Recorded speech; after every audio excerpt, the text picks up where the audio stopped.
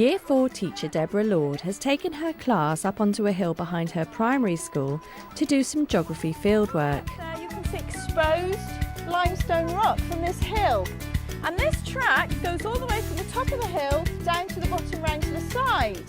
The hill had once been settled by both Romans and Celts, so provided the perfect location to talk about the topic Invaders, Settlers and Settlements. Deborah had given the children worksheets to help them think about the geographical features on the journey and a sketch map to complete. Do you think you've learnt something today? Yeah! Good, because we're going to find out what you've learnt this afternoon. So how best can Deborah use the afternoon to follow up the fieldwork back in the classroom? OK, now this afternoon we're looking at 2 learning outcomes again. The first one is the children will use maps, photographs and the field sketches to understand how settlements are connected, and maps, symbols and grid references to show the locations of various structures. Watching Deborah are 2 experts. Don Kimber used to teach geography to trainee teachers and is now a primary schools inspector. Alison Bailey is subject leader for geography in the Faculty of Education at the University of the West of England. The classroom work is a very good opportunity to engage the children in using secondary sources to build on and extend the knowledge that they have picked up in the morning and to develop their understanding of the geographical concepts. The things I would hope to see include 1, use of maps, basic skill. 2, likely to be use of photographs or pictures. In addition, depending upon what the teacher's objectives are, it could well be opportunities for speaking and listening, with every child probably having something they can say and discuss and say what they enjoyed and so on. Deborah has laid out 4 activities, 1 on each table. Tables 1 and 2 have different scaled maps. Table 3 has a set of photographs, and the children on table 4 will concentrate on their field sketches. Right, OK, I'm going to put you into 4 groups. OK, so you need to listen out to find out which group you're going to be in. I chose to do a round robin of activities because of the limited resources that were available to me. I had a finite number of 1 in 25,000 maps. I had 1 in 5,000 map, and I had a set of photographs. The 4th activity, the children were encouraged to complete areas of their field sketch that they felt they could put more information in and to annotate them more clearly. But before Deborah can get the children down to work, she has the task of organising them in the classroom. So get your stuff, OK, and sit around a table in your group. So the larger groups need to sit at the bigger tables and the smaller groups here. So the 1 group of 7 could be here and the 1 group of 6 could start over there. So Charlie, your group there. George, your group here. Jack, your group over there. And Harvey's group could go over there.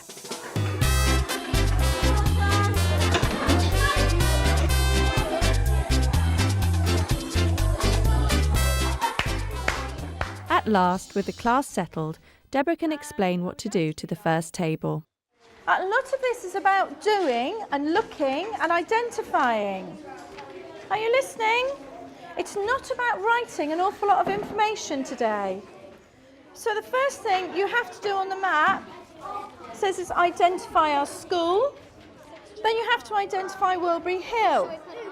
This was looking at the 1 in 25,000 map, which was identifying the school on Wilbury Hill, identifying where they took the field sketches, looking for the grid reference, comparing their field sketch with the map. Did their sketch have as much, less or more? Did they add many more details? And then asking them particular questions like, could they identify certain things on the map, such as the blue lines, the lines for the ditches and rivers? Miss Lord, it says compare your field sketch with the map. Okay, so what do you notice about the differences between your field sketch and the map? What can you see on here that you can't see on here? Lines and names. Okay. Can't see any lines and names. Okay, what have you got on your map that you can't see on there? The fields. Fields, that's right. What are these blue lines? Roads. Sea. Pardon? It's not the sea. It's to do with, do you remember at the top when we talked about the drainage ditches? Well, that is evidence that the drainage ditches are there. They aren't on here No, and why not? because we couldn't see them. Couldn't see them very well, could we? One of the things the teacher asks them to do is to compare the detail that they can see on their field sketches with what's on the maps. And I think that's rather good, that the children are being asked to evaluate the resources they're using. What they do notice is that the reams, the drainage channels that have drained the Somerset levels, can't be seen on their field sketch because they're hidden by the hedges. But yet when they're looking on the map, because it's plan view, the clear blue lines come out nice and clearly. So I think that's a very nice touch, where she's actually got the children themselves trying to make judgments about what the benefits, the good points and the bad points are of each of the different resources. Show me where Wick St Lawrence is. Okay, now can you... So what was quite nice was they got all this information on the field sketch, and then when they actually look at the map, they discover, well, actually there's all these roads connecting these areas and they don't see those. So it makes them realise that what you see with the naked eye, you can't tell that those roads were there. They knew they were there. They could talk to you about the fact that, oh yes, we've driven to Wick St Lawrence, but they can't actually identify it on the field trip. All right, well done. Can you change now? And I'm going to count to 50, and then I want you all sat down. 1, 2, 30, 31. Brianna, do you not need something?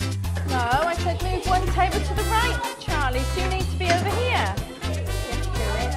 40, 46, 47, 48, 49, and 50. The 1 in 5,000 map was about them identifying the school and Wilbury Hill and identifying specifically the route that we took from the school to the hill. We saw the observatory. Let me find yeah, out we my saw the observatory. So were you quite near the we saw observatory? Were you a we long way looked away from it? down. These children are clearly highly motivated by looking at this map of where they've been. It's nice to see them collaborating to try to find the hill and the school. Yes, children enjoy maps, and we also see here they're doing a lot of speaking and listening with each other, engaged on these practical tasks as they follow up their investigations, from the morning input. That's the old school. What house is it? That's what number house? That's. The advantage of this 1 to 5,000 map, the land plan map, is that because it's a large scale, the children can pick out their features much more easily. It's rather nice to hear that child saying, there's our old school. But not all teachers are aware that you can actually get a map centred on the area that you're studying by going to one of the suppliers and choosing the tiles that you want, the area of coverage that you want. And a map like that in land plan, covering those 4 kilometres, would cost about £25. Earlier, Deborah had briefed the 2 part-time learning assistants she has in the classroom by telling them the afternoon's learning outcomes and by explaining the task on their particular table. I was fortunate enough to have adult support because I have LSAs that work in the class, which was great because it kept those children that maybe wouldn't have stayed on task on their own, it helped them to stay on task. It also helped those children that were maybe a little bit unsure about what was expected of them, really focus in what was expected of them. And the adult, of course, then can ask key questions that really kind of stimulate the discussion that's going to go on. Of course, there'll be some classrooms where there won't be anybody else to support or help. So it's certainly a case of organising things well so that children are going to be able to get on with their work with only just intermittent support from the class teacher. Some weeks before the field trip, Deborah had done 2 detailed recce's with her colleague Joanna Copley. The recce's had proved really useful. She'd established any health and safety risks and taken photos of all the different views. These are now the focus of the 3rd activity back in the classroom. But what was nice about the photographs was the children had to say, well, did they see this photograph? Oh yeah, we saw it as we were walking along. Okay, did we see this photograph? Well, no, we didn't really see that one because it was round the corner and it wasn't very clear. So that was kind of nice, getting them to identify what had we actually seen in comparison to the photographs. That was when Mrs. Lord found these leaves that they used to.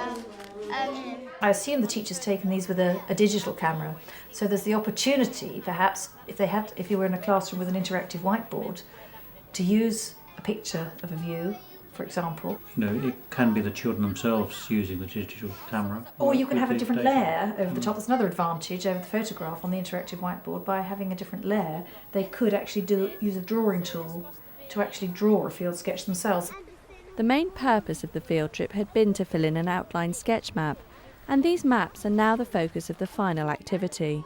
The last table were involved with looking at their field sketches and comparing their field sketch with a partner and seeing what had their partner got in relation to what they had got. Did it tie up? Could they help each other review, evaluate, improve the field sketch that they had? And how could they do that?